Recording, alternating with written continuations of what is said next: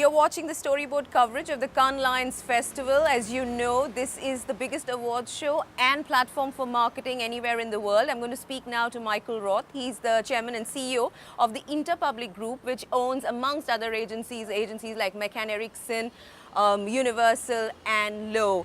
Michael Roth, good to have you talking to us. It's nice My to be first here. question is, tell us a little bit about your new plans that you've just announced here in Cannes for India, no less. Reprise Media, a Yeah. digital foray initiative, isn't it? Yes, it is, and we're very excited about it.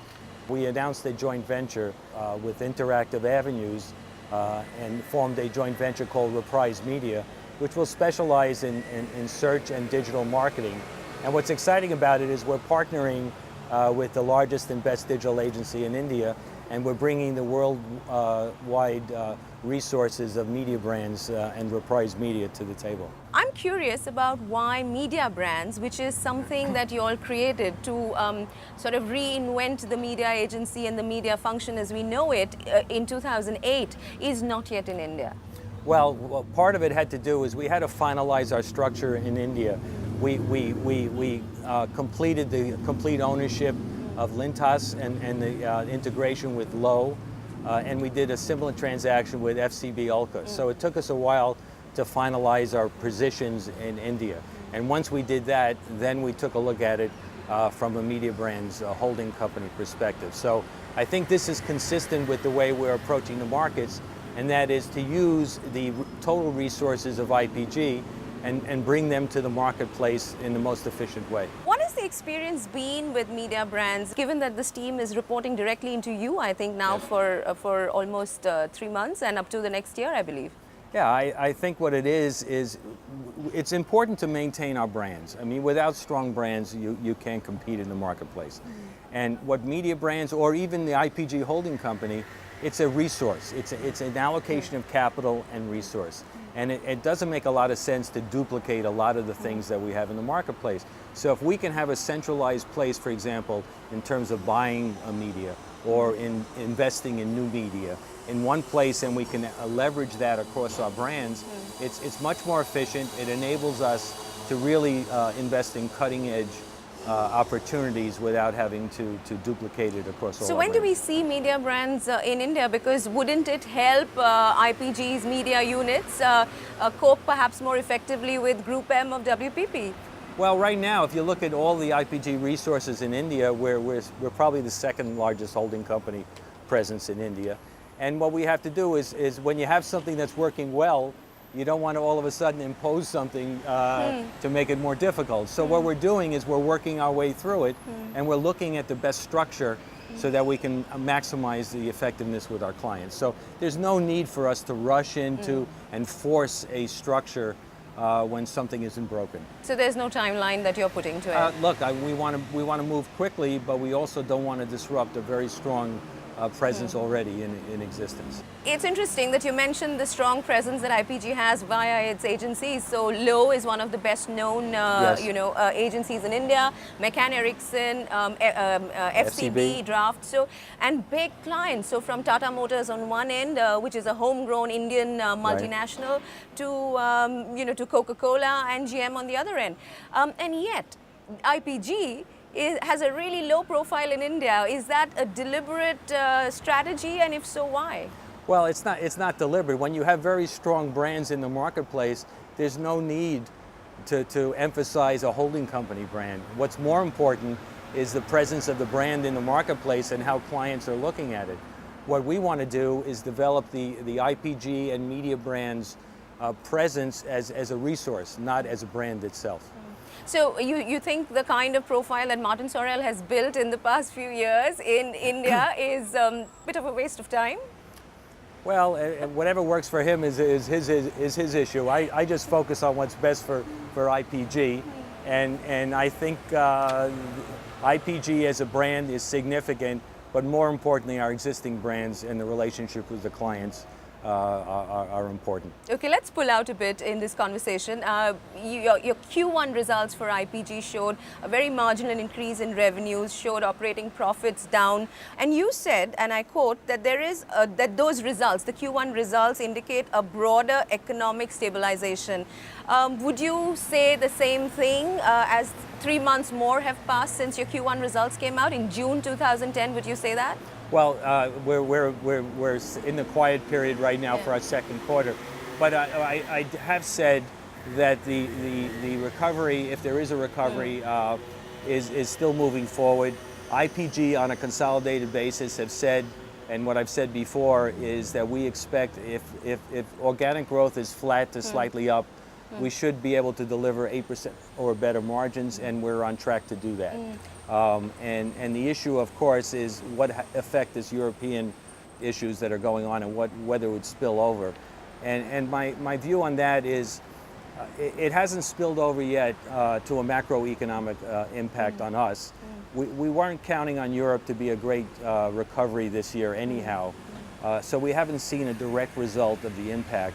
But if it spills over to the macroeconomic situation, it's something that we should be concerned about. But we haven't seen it yet. So you're saying that this was expected? Well, no. What happened was Europe was a laggard, if you will, in terms of performance. The United States, for example, in the first quarter was surprisingly strong. And other parts of the world, India, Brazil, and China, these were good recoveries, if you will, in the first quarter. Western Europe and the UK in particular did not have that kind of recovery. So we weren't counting on it to recover the way the US and the emerging markets were. So therefore it's not built into our plan for 2010. So therefore that's why I say we weren't expecting a big recovery. Obviously we'd like to see it recover. We're positioned well in the event there is a recovery there. But it's going to take a little bit more time before we see a recovery there. And how will you contrast what you're seeing or sensing happening in Europe with what is happening in the USA right now?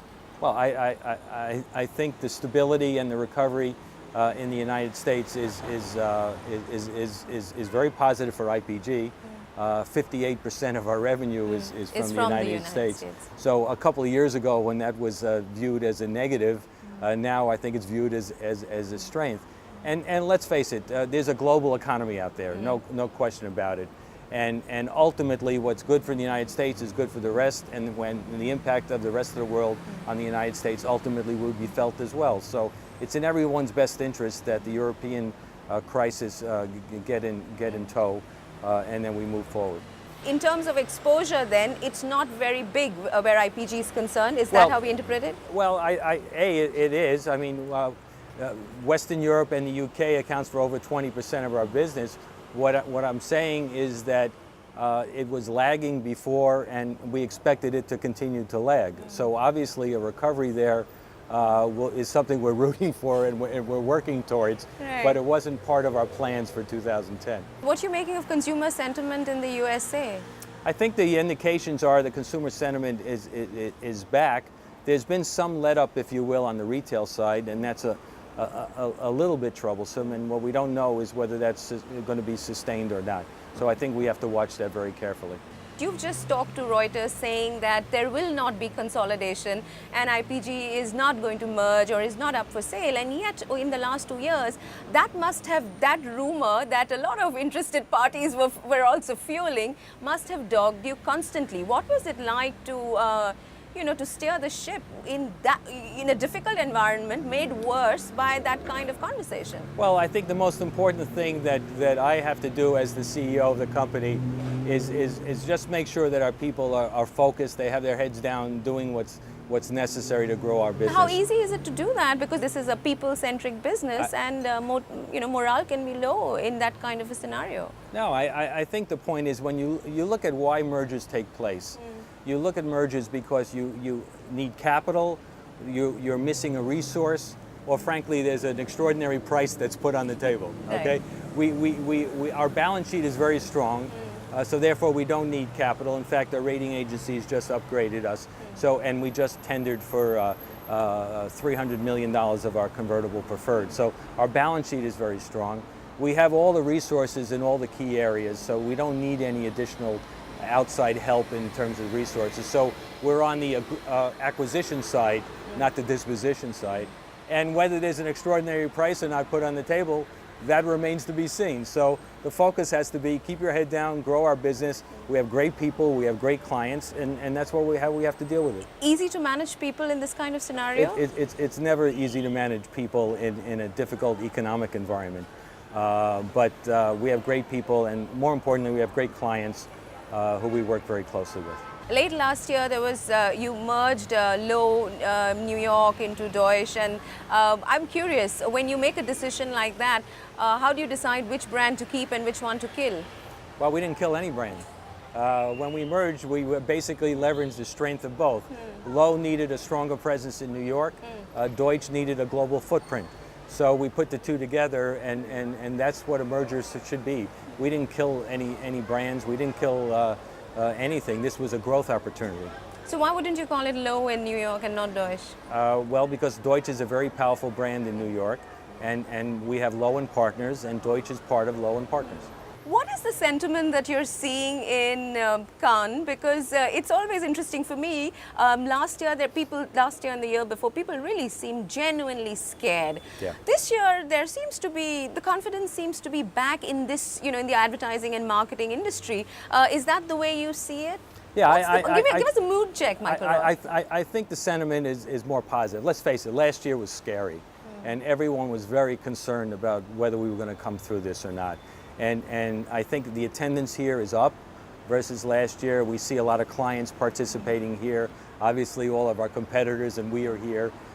So the mood is one of feeling glad that 2009 is over.